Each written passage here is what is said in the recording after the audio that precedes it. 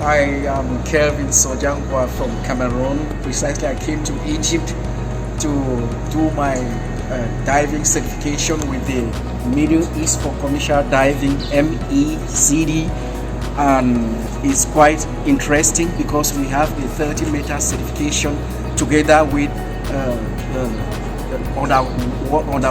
underground welding certification, and I met Captain Esam, Captain Mohammed. These were my instructors.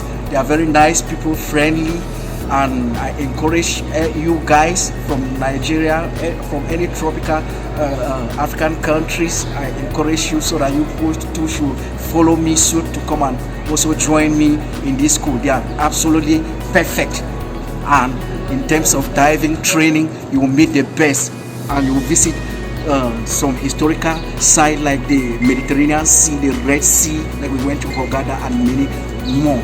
So thank you guys if you can follow my advice.